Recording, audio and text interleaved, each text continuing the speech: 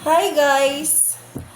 For today's video, magluluto tayo ng upo. Itong batang to kailangan pakainin to ng upo kasi hindi marunong magpo. Para matuto siyang mag-upo. Kaya sa mga may anak dyan na katulad ko na yung anak na hindi marunong magpo, ito na yan. This is it. Pakainin nyo ng upo para marunong sila mag-po. Ganon. Kasi ito aking anak kahit anong gawing turo ng po, upo, nakakalimutan niya talaga. Pag tinawag mo, oh! Ganon. Kailangan ulit-ulitin mo para mag-po siya. Tingnan natin pag nakakain na siya ng upo, tignan natin hindi pa rin marunong magpo. Hanggat hindi siya marunong mag-upo, araw-araw papakainin ko siya ng upo. Ganon. Hanggang matuto siya magpo. Tapos na tayo magbalat. Maghiwa-hiwa na tayo sa ating upo. Seryoso to talaga guys.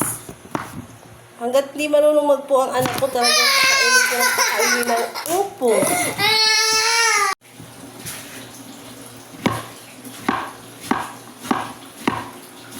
Ito na, isangag muna natin ang ating sahog sa ating upo. Ango. Tapos, tanggalin. Mantika ang kawali. Panoorin nyo to guys, kaya mahalaga to sa mga anak nyo.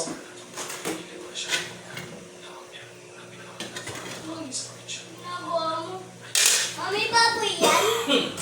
Wala. Hipon. Hipon ba? Dry na hipon. Lagay ang bawang.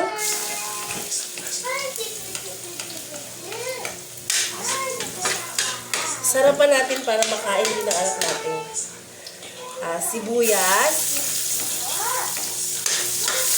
Sibuyas para bumango. Kamatis. Ang kamatis po ay pampaganda ng kutis. Ito natin naman na maluto ang kamatis para masarap. Takpan muna natin.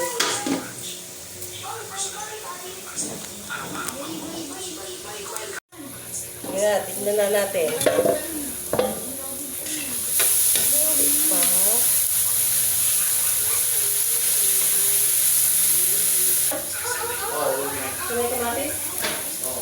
Okay. Lagay na natin yung sinangag natin na dry, ano ba to? Hipon.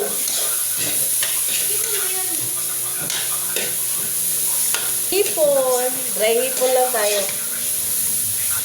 Tapos, igisa na natin yung upo.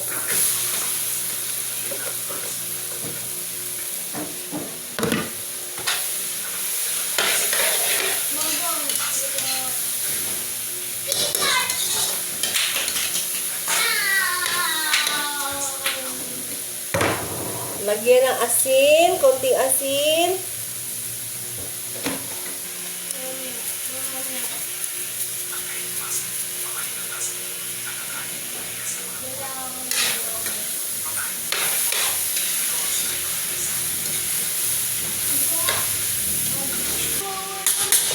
Tapos, takpan. Bango. Bango na.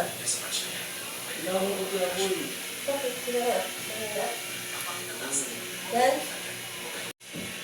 Lagyan natin ng cubes. Lalong sumarap. Yan. Takpan muna natin yan.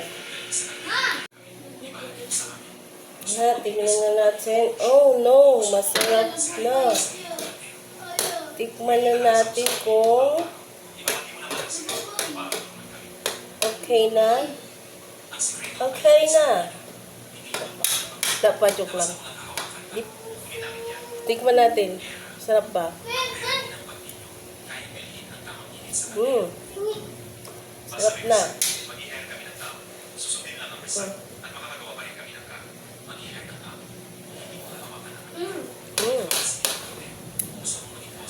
Okay na. Pengi upo. Okay na siya. Wait. Luto na siya. Yan ang ulam namin ngayon for today. Ito na guys. Kakain na yung anak ko. Para marunong na siya mag. Opo. Ano masasabi mo sa luto ko? Ano? Masarap ba? Masarap? Opo. Opo. O, di ba? Marunong na siya mag-upo.